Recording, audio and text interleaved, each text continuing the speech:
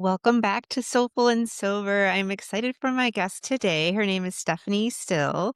She actually runs a NA shop, functional medicine shop in Nashville. So I'm super excited to hear her story and how she got here today. So thank you for being here.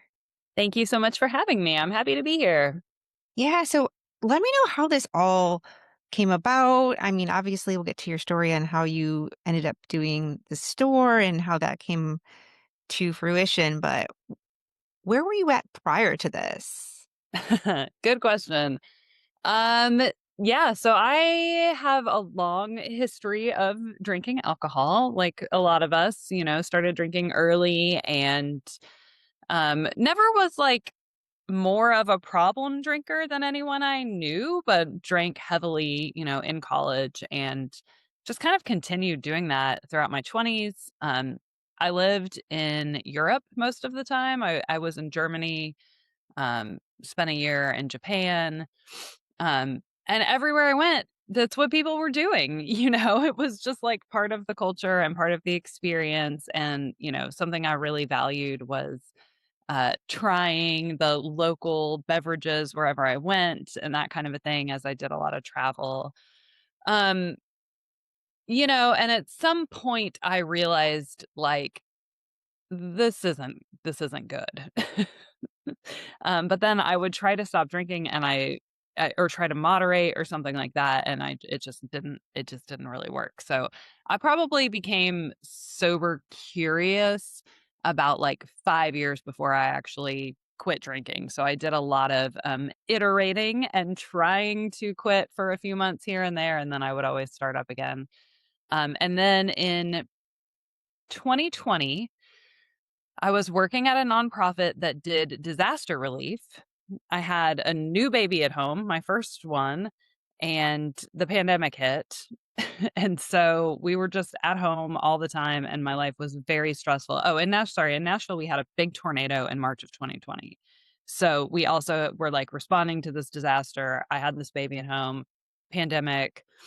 Anyway, so we ended up just being at home all the time and I was like a lot of people just drinking at home, maybe during the day, whatever. And that my baby was very little, like wasn't doing much, but I was also staring down the precipice of my 40th birthday and realizing like I can't go on like this. Like I don't feel good. I don't feel good about myself. Um, and so something inside of me finally clicked. And on my 40th birthday, I quit drinking for real. For the final time, and it was interesting because I actually quit. I did something really similar with cigarettes when I was in my 20s, like, I started smoking when I was a teenager, and I was, a pack a day kind of a smoker, but I tried to quit for, like, 8 years, and I kept, like every time I would have one, it would just be this, like, slippery slope, like, over a year until I was back at it, so I really realized with smoking, like, the only way that I cannot smoke is to not ever, ever smoke. And so on my 30th birthday, I was like, "I'm never having another drag of a cigarette again as long as I live." And I finally was comfortable with that decision because, like, prior to that, the idea of, like, never again was too scary. Kind of that, like, one day at a time concept, but that always led me back to it. So once I made that decision, though, I never looked back on smoking. Like, I was done, done, done with it, and now that's been almost 15 years, and I've not had a drag of a cigarette. I never thought it I basically once I made that decision, I never thought about smoking again. So I had that kind of framework in my mind, and I was like, "I can do this with alcohol." Um, and I did. So I stopped on my 40th birthday, and that this October, it'll be 5 years. So I'm real happy with that decision. Wow, that's so exciting and congratulations. Now, did you get like any support or any help? Yeah, that's a good question. It was pretty much during the pandemic, so I attended some like Zoom AA meetings, and I really didn't click with them. I had been really into Quit Lit and Sober Instagram and all of that. So to me, Sober Instagram was really really supportive. I basically made like a fake account or a second account rather that I just followed sober people, and, like, that was all I looked at was the sober bloggers, the people who were talking about sobriety, and that for me, like, felt like community, and then I joined some Facebook groups, and I actually it makes me laugh because I didn't know anyone that didn't drink, and I was trying to meet people and trying to build this community locally in Nashville, but it was tough with the time frame, so, um, maybe 6 months later or something like that, I scheduled a meetup at like a local coffee shop just of some Nashville sober girls to see if I could meet some sober people, and no one came. Oh my gosh, no. I had people like online saying, "Yeah, I'm gonna come," but I was there that day and like I just sat there and read a book. It was fine, but no one came. So no, I definitely did not have community, and that was something that made it really challenging for me, I think, prior to being able to quit and then like post quitting until like I decided that I had to create it. Yeah, and I like that you said that you need to create it, right? Because we often think like there's just nothing. There's Yeah, nothing and we're done. And I before I ask you more about your creation, your story resonates a lot with me because I didn't actually think that AA was my route either. And I also I guess I didn't I never really said this out loud, but I guess I was sober curious to some degree, just didn't know it. And I thought about not drinking for like 5 plus years, but I thought I had to be much worse, even though there was pretty big things that were not normal. yeah, I think when we look around us, it's like everybody else is doing sort of what I'm doing. So like, why am I the one that has to stop it, right? right. But I'm curious, you mentioned like creating it. What did you end up doing? Yeah. Well, I will say one thing that I do wanna throw in there is that, I do have some wonderful friends who were very supportive even though they still drank, and I was doing, got very into trail running, and the more that I started telling people in the trail running community that I had stopped drinking, I discovered that there were other people who didn't drink and I didn't even know it.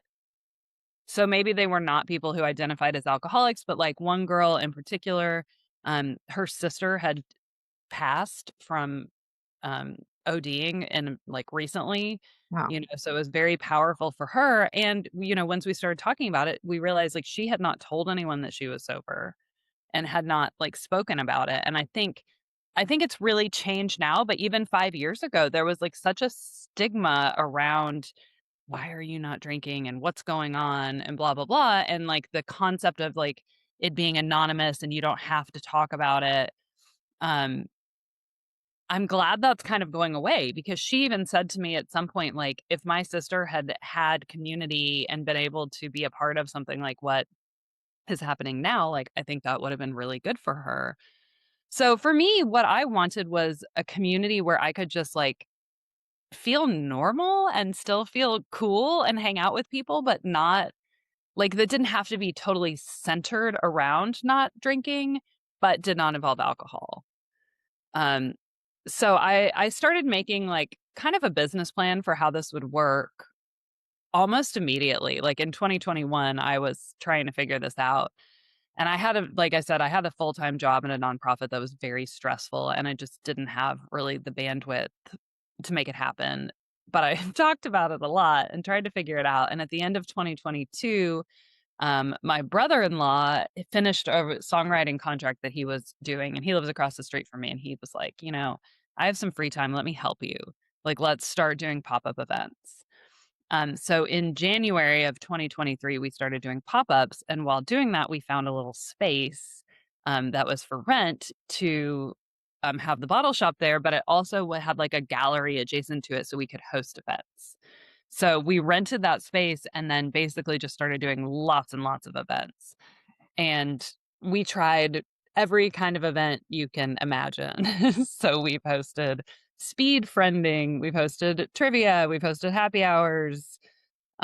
We did a bunch of book clubs over sober books, which was really fun. I mean, you name the type of event, and we have probably done it. I think last time I checked on Eventbrite, that since we started hosting events, and not all of them have even been on Eventbrite, I've done like 130 or something like that. Wow, that's so cool. Yeah, it's crazy. And I think it's neat too because I like to talk about manifestation and all that good stuff too. And I think this is like a really good example is I have this vision. I'm not sure how the heck I'm going to do it. And then the person, your family came in and was like, let me help you and gave you that opportunity to make it become a reality because I feel like you had this vision and I can just only imagine how many people it's impacting. Oh, thank you. Yeah, I mean, hopefully lots. I hear positive feedback from people all the time, and yeah, what you said about manifesting is interesting because it's really been a roller coaster, saying yes to working with my family first of all, and then um actually I got fired from my job. I switched jobs at the end of 2022 and I found a different job and I told them when I took the job like I wasn't going to accept the job because I told them like I have this dream of opening like a non-alcoholic bottle shop and bar and that's what I really want to do and I want to get out of nonprofit and they were like we understand if you can work here for like 3 months, 6 months, whatever, that would be awesome. So I was very transparent with them from the beginning and when it was February, I said, "Hey, I wanna talk about an exit plan because, like, now I've found this space and I wanna start to really, like, make that a reality." Um, he fired me on the spot.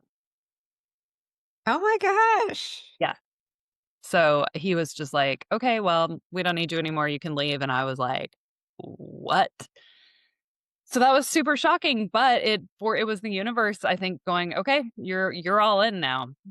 You wanted to do this, here's your chance," and it was a very jarring way for that to happen, but it meant like, "Okay, here we go. I'm gonna throw everything I can at this." And so that's been my full-time job for 2.5 years, which is crazy. Oh, that's Uh, so cool. yeah, but it meant like it was sink or swim. And then we had another opportunity that came later that year, or maybe it was no, it was the following year. So it was last year to open a non-alcoholic bar and cafe, and we got really excited about it, and, like, everything seemed like it was aligning perfectly for it to happen, and then the shit just hit the fan, like, everything went wrong with it. Um, we there was a couple of deaths, uh, we lost the lease on the place, it just, like, all fell apart. So, obviously, that wasn't meant to be, but now we have a non-alcoholic bar night, and we're working on doing another non-alcoholic bar night, so the I guess the right doors are opening, but it's been kind of a roller coaster of, like, "Okay, is this gonna happen?" Or, how do we grow and build this? No, and I think that is very interesting too, because I can only imagine like opening a business like this is it like has its many ups and flows. Like I was telling you before we went on air that there's two, well, technically three, but there's two people that I know in Florida that have opened non-alcoholic functional medicine establishments. And it's really, really cool. And I'm planning to partner with some of them once my book comes out too, because I think the sober community is powerful. And I've often thought, like, how do I get more into community? And when we talk about, like, manifestation, I think that it's not just about a bunch of woo, right? It's one thing if we don't actually act on anything, but sometimes, yeah, we need help of the universe to kind of kick us in the butt. But for me, I've partnered with, or I'm going to be partnering with, like, three different like people that have their own businesses, they're alcohol free. I love their mission. And I think that is also part of my goal is not necessarily to open up an alcohol shop, but to kind of partner with community and figure out ways we can support people in the non-alcoholic space. Because I think not only can we do things online, but we can do things locally. And often it's just this like amazing untapped resource. And especially in Nashville, because it's a huge drinking scene. Yeah, it is. It is for sure. But, anywhere you have a huge drinking scene, you also have a huge recovery community. And, we're not even as tapped into the recovery community. It's interesting because a lot of those folks on a traditional route are not as into non alcoholic beverages, and pretty much all of our events center around non alcoholic beverages. Um, But the community is there. We had Tuesday night, we played bingo at the Gramps Garage, so that's our, bar night. We take over an actual bar and have it be all non-alcoholic every Tuesday, and we had bingo night, and, like, the place was packed, you know? And then last night was the Great Curious Cocktail Party at our shop, um, and I mean, I'd say at least 75 people came. Wow. And it was different people, you know, so that's 2 nights in a row. I mean, I'm sure there was maybe 1 or 2 people who were the same, but, like, there's a lot of folks out there that are interested in experiencing a way to be social, without alcohol, and I think, like, with no pressure that you have to put a label on yourself or decide if you're sober or long-term sober or what, um, I think everyone is welcome. And I think that's a good point is that, especially I think as we get older in women and with all the things that happen to our bodies, I think there is a shift that happens for a lot of us where we don't feel as good, right? Like I remember my sleep being disrupted and just feeling so awful, especially as I got older. And I actually got sober on my 40th birthday as well. Oh, amazing. Well, it started on my 39th birthday, but like officially I went into my 40th birthday sober. Nice. So yeah, so it's very, very cool. And I think too for people that stop drinking, it's not necessarily always that, they're all going to open up non-alcoholic shops or write books or do all those things. But I do feel like it does help you dream bigger, right? When you see the need of things once you're sober, once you're clear. And Yeah. I'm just curious kind of what you would suggest for people that maybe are getting sober and wanting more for their lives, right? Maybe they're not happy in their jobs or they don't know what the heck they want to do. I mean, I think for people who are kind of at that phase, and if you've gotten sober, you're thinking about it, and your life is kind of lacking the luster that you want, um, I would look into networking groups. I mean, for me, something that's been so interesting about this journey, people often ask me, like, what surprised you about this business is that I love being an entrepreneur. I'd never been an entrepreneur before. And I feel like even if my business wasn't the non alcoholic business, like I have several other business ideas now because I'm like, this is so fun. Getting to create something. It's a crazy challenge that, takes you way outside of your comfort zone and shows you what you're capable of. So, I mean, if you're like, "Oh, I wanna scratch the surface of my potential," um, I mean, I would think in Nashville, we have a bunch of different groups, and one of them that I joined is called Creative Soul Sisters, and it's basically soul-led entrepreneurs, so people who have their own businesses, whether they're coaches or healers or teachers or whatever, a lot of people like that. And they're so inspiring, like going and meeting these people and hearing their stories and how they like came to do what they loved. And a lot of them were like, I was a teacher, I was working in corporate. And then like I discovered my love for Reiki and became a Reiki master. And now this is what I do full time. But like I never really was exposed to all of these people who were just like, when you talk to them, I'm like, "I can't believe this is your job." You know? And I'm also a member of a women's entrepreneur group, which has all kinds of entrepreneurs, but they're so inspiring and hearing what they're doing, that they've created something, that they're following a dream. Um, I don't know that entrepreneurship is the answer for everyone, but I do think that there's groups out there for everything. Like, if you want to run a marathon, if you want to do whatever, like, there's community that already exists that I think people can find to tap into, and talking to people who have done the things that are your big dream, I think can be really inspiring. Oh, I love that. I might have to pick your brain after this for networking stuff. But yeah, no, I think we often think we have to do everything alone. And it's not necessarily that our dreams have to be like created by ourselves. A lot of times it's somebody else that helps ignite something in you that you're like, God, I never thought of that. When I decided to stay sober and I had this group come to me basically. It's like a talk, it's alcohol-free purpose. I never really thought about purpose like in that way. So just having like that different mindset of like, Huh. Let me start thinking of other things while I'm working with, you know, working on not drinking and working on that component. So I think that is kind of a cool way to think about it too, is it's not like we have to do everything by ourselves. And I think that's a huge thing, especially in the sober space, is it can feel really sad and scary and depressing if you think you're all alone. But oftentimes, like you said, once you start talking to other people, they're like, oh, yeah, I'm sober, or I'm doing this really cool thing. And even if they're not sober, they still bring ideas to the table that like you wouldn't necessarily have thought of because everybody has their own special genius, I feel like. Yeah. And I think it's important. I mean, for me in sobriety, I really needed to see examples of people leading like the kind of life I wanted to lead in sobriety, which like before I got sober, I thought, oh, like you have to go to AA meetings every day and your life is just this constant like wishing you could have alcohol. And so you're kind of like I thought of it as kind of like a punishment. Like, oh, I did drink too much and now I'm in the, no drinking jail. Um, and that's not for me, that's not what my experience has been like at all, you know? And so I really want people to see this example of like, no, you can live like I'm not craving alcohol every day.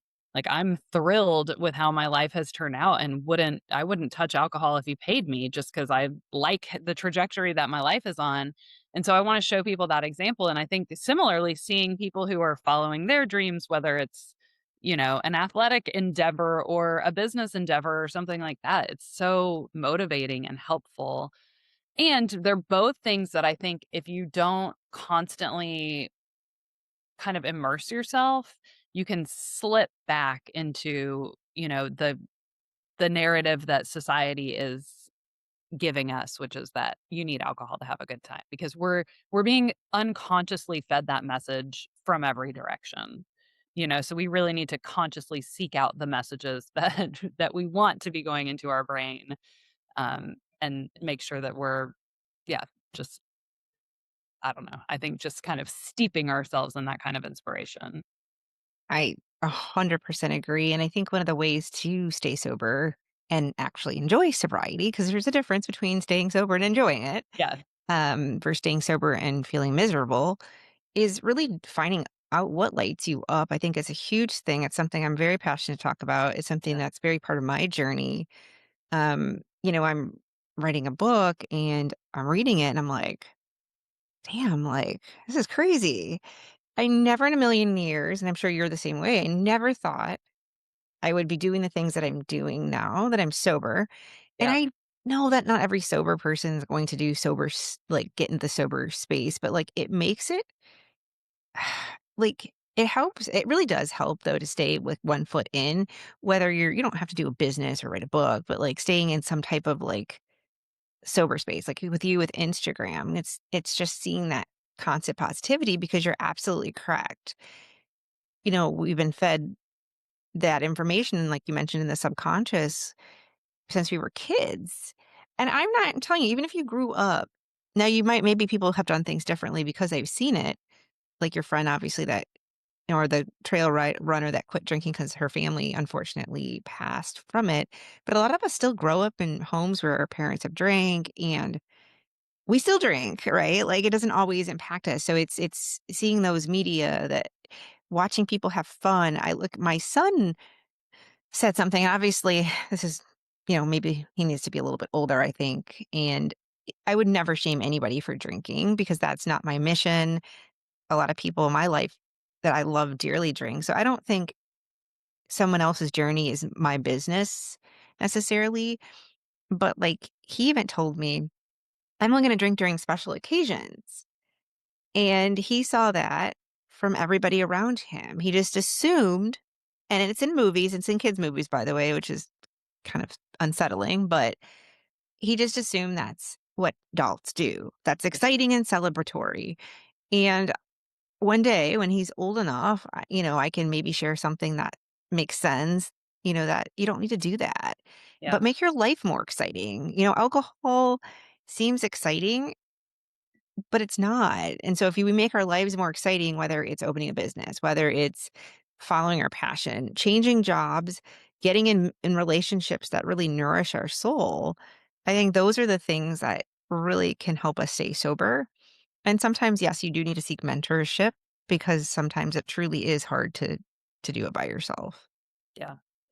Yeah, I agree with all of that. And I think, I think a lot of people when they quit drinking, they get much better connection to their own intuition and to their soul. And it becomes really hard to not listen to that little voice inside, whatever it's telling you, whatever it's pulling you towards. When you're drinking, you can kind of go, nah, but suddenly it's a lot louder. Yes, I couldn't agree more. And you I think people too get used to like silencing their voice. Like I remember I'd think about not drinking on Sundays, sometimes on Mondays. But then I also think I really ignored the intuition that was like, "Hey, you really like being healthier and feeling good," because that's no different, right? Yeah. One is you remember it more because it's shameful and you don't want that feeling. And then, that ego kicks in like, "Well, everybody's doing it. You're fine. Just drink water next time." And then you start ignoring it. So I think yes, you're right. When we start honoring that intuitive side of us, we can hear more things that can come louder and clearer, and we can distinguish what makes sense. And I think that's the big thing when you want to create something. Before this book was written, now I have written kids' books, but like before this book was written, I wrote it down. It was in my intuition way before it came to fruition. And so I think those are like the magical things that happen is it's like you can start dreaming big, and there's other things that I've thought about like opening my own business, like a brick and mortar business, Yeah. like Soulful and Sober, but I don't know how, or like I don't know how that would work. Yeah. But like I'm like, okay, well, it's coming through somewhere. So then maybe that's a thing. But I think the other thing too is that how your stuff got brought into this world wasn't like overnight. It was like, I'm not really sure how the heck I'm going to do this, but I keep having this vision. Yeah. And you shared it with other people. And I think that's the important thing too is that when we look at, manifestation, intuition, all this, I think people think like, well, it's not happening. Like it's not even it's a journey. It's part Right. like you don't just go from A to B. And I think sometimes the universe can't give you things if you can't hold it. So, like, maybe because you lost your job, the universe is like, "Okay, now you can hold this. I'm gonna give Yeah. it to you."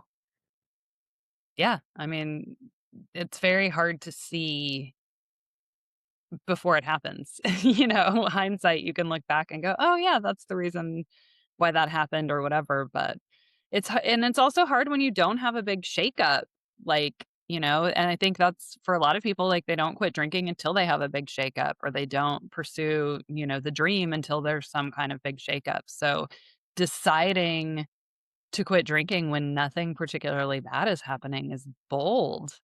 Is amazing. The same as deciding to, go for some other dream when you don't necessarily have to. If you have like a safe, stable life, you know?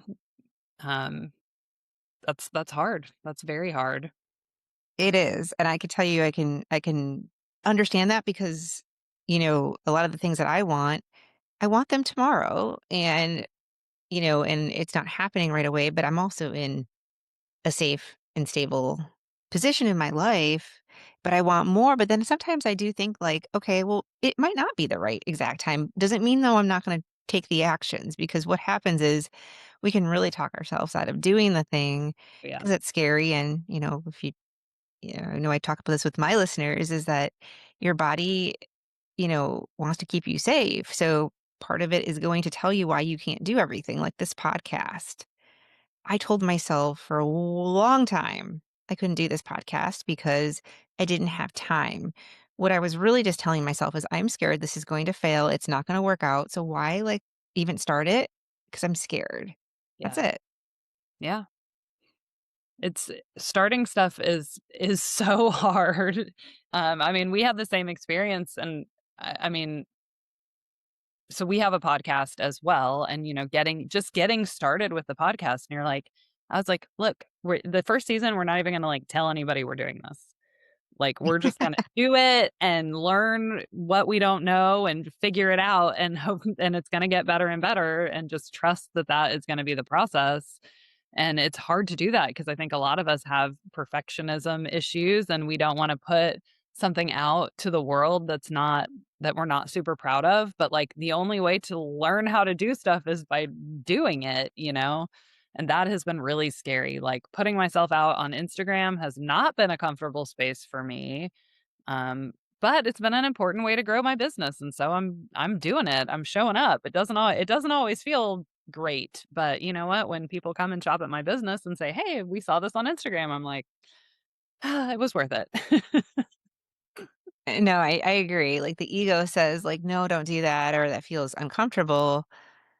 But, yeah, I mean, if you I think also thinking like an entrepreneur, right? Like, this is yeah, like, these are some of the things you don't have to do, but, like, it's kinda part of the gig to some degree. Yeah. But, yeah, no, I agree, I think it's always a push and pull, but at the end of the day, I just think that removing alcohol is such a, like, step forward because I actually talked about this today on Instagram, is all these things happened to me after I stopped drinking. It wasn't like it was necessarily easy, but, like, you can't work on other parts of your life if you have this, like, almost like this rain cloud that's always raining on you. Like, whether it's every weekend or I don't know how many times people drink or every day, like, you're gonna have one step forward and then one step back, and then I don't believe you can have major breakthroughs. Do I believe you can be successful and be drinking? Yeah, of course, I don't ever make blanket statements, but do I believe you can be more successful, more clear? Yes, I do. Yeah. And I mean, I was successful when I was drinking, but the level of peace I have now it's a whole different thing, you know? Like, I was making it happen and I have a lot of, like, physical energy and stamina and, like, I was able to push through with a hangover and, you know, go hard at night and be fine the next day, but, like, man, it's better to not do any of that, and again, like, I s trusting myself, you know what I mean? Like, I couldn't trust myself when I was drinking because you would say to yourself, "Okay, I'm only gonna have 2 drinks tonight." You know, and then go out and you have those 2 drinks, and then you're like, "Oh, I don't care anymore, you know, now that I've had 2 drinks, so I'm gonna have a few more drinks," and then the next day I would be mad at myself, like, "Okay, why couldn't I stick to what I said I was gonna do?" And now basically, like, if I say I'm gonna do something, in general, I do it. Unless it just feels really, you know, if I wake up and I'm really sick or something like that, like, I will honor my body, but it's a different it's just a different way of showing up for myself, and I have so much peace that I'm acting in alignment with what I actually value. Oh, I love that, and I couldn't agree with you more. I think we all want peace, right? And we all wanna live within our values, and so I do believe that, yeah, alcohol, it it goes against most of our values, whether it's family, health, peace, it's just I agree with you, our mental health, which is a huge one. So I just love your story, and I think it's such an inspiration. And if I get back, I haven't been in Nashville in forever, but, like, if I get back to Nashville, I think it's, like, my mission now that I'm just gonna go to all the like, the non-alcoholic functional medicines shops. They're so much fun. I'm like, I wanna go back to the one that's by me, and I'm like, "Okay, do I wanna spend a bunch of money or wait for the next month?" Because man, it's so much fun. They have so many fun things, and it's really exciting. So, and I totally get that some people in the addiction recovery space find things like that triggering. I do not, and I love them. Yeah, same. And I think that's the case for a lot of people, you know, and so, I mean, I definitely encourage anyone like, I think there's a very fun way to stop drinking now. Like, Mhm. you can get some great herbal replacements, some fun things that you can drink, and like you said, I think a lot of people don't they feel like, "Oh, I'm quitting drinking, I have to just drink water," or, like, be this, like, ascetic kind of a person, and it's like, no, you can have, like, a full bar and you can, you know, throw parties and do whatever it is that really means that to you, but, like, just remove the alcohol. and then you don't feel so bad, right? Like, I'm, kind of obsessed with I am, like, making myself, like, slowly drink them because, like, because some of the stuff, like, I wanna, like, savor it, but those I don't know, they're breeze, those functional mushroom Yeah. drinks, oh my god, I'm obsessed with those. And then part of me is like, "Oh my gosh, I don't wanna be judged for, like, having these," but, like, if you look at the research, there's so much great benefits to actually mushrooms, and, I mean, obviously, that's a whole 'nother topic we won't get into, but I think if there's, like, what we're talking about really is that you can try different things and see kinda what's exciting because especially when you're I mean, even now I enjoy it, but, like, especially early on, I just had to pee all the time because I drank all the things, and especially, like, living in Florida in the summertime, I had to have a beverage, and so there is value in, like, spicing it up and wanting to have something to drink. I think it's very normal for people. Yeah. I mean, it's a human, like, I don't know what the word is. It's a ritual that we, like, bond over beverages too. I mean, that was when people asked me for advice when I first quit drinking, I was like, "Get a drink in your hand anywhere you go as fast as you can. Get a non-alcoholic drink in your hand." You know what I mean? Because like, if you're without one, then you feel like you're lacking. People are trying to get you a drink, an alcoholic drink or something, but, like, if you have a wonderful drink in your hand as soon as you get to a party, man, like, you'll be fine. I agree, and guess what? You got better boundaries, and if you're like, I'm bouncing, man, this is not it's the bewitching hour, I'm out." So Yeah. you have that, like, you have that total control, and I think that's so important too, is you get to choose now. Decide what's boring, what's fun, what's exciting, and what time you wanna leave. So I think with that being said, I think that, having a non-alcoholic, a mocktail for me, sometimes it was just soda water and lime and then a splash of something. Sometimes I did want something else. The one thing I do hope there is more of in the future, and I know that some of the non-alcoholics work with restaurants, is having more things put in restaurants, and I Yeah. totally get both sides too if people don't buy it. Why would you have it? But I do think People are buying it. that's what I'm hoping because If you're a restaurant owner and you don't have non-alcoholic options, you're leaving money on the table at this point. Like, it's just I agree. There was tax. Yes, there was a time actually when I first got sober that I'm like, "I wanna go into these restaurants," and, like, I still like Shirley wines, but there's less stuff I like now, but I'm like, "Why don't they have more of these?" Because some of these are actually tasty, right? Like, some stuff's not that's not as good as other stuff, but, like, I'm like, "Man, this would be so cool to have in a restaurant," and parts of Florida are evolved, some of them just really it depends on where you live, I think, and if you're like a suburb of if you're in a big city, I do think it matters, on options. Well, and I mean, the restaurant owner's attitude towards it all makes a really big difference as well, because you see places here that have embraced it. And I do think wine is a little bit harder, or restaurateurs see wine as being more of a challenge because of the waste issue if you open bottles. But there's so much fabulous canned wine, that I feel like now, you don't have to buy a large quantity of it. Get some cans of wine, get some cans of beer. They both have a long shelf life, and I think instead of somebody coming in and getting water, you can sell them a $10 beverage. Like, it just makes Yes, sense. and there's a lot of different options, I think if they tried some, because like I said, there are some red wines that are NA that I'm just like, "Yeah, I'm not gonna drink that," but there's some that are actually not terrible, and there's a lot of good whites and, brutes that I like too, which, are fun, like, on a hot day when people are like, "I want alcohol," you can have something that tastes pretty freaking similar, and then it just satisfies, like you said, that hand to the mouth and just holding something versus just, drinking that champagne and then being pissed at yourself, so I hope it does involve, and I think it will, as the years go on and, like, more people are getting health conscious, wanting to do mocktails, wanting to do other non-alcoholic beverages. So I think it's very cool that you did that because it's needed too. Now, are there any more in Nashville? Or are you, like, the only one? As far as I know, I'm the only one. That's so cool.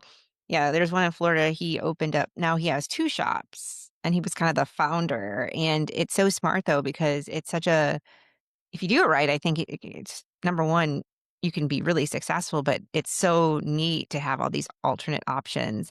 And then there's a place that has come closer to where I live, which is super exciting. And it's two women that opened it, which I'm all about, obviously supporting my women entrepreneurs. Yeah. So very cool.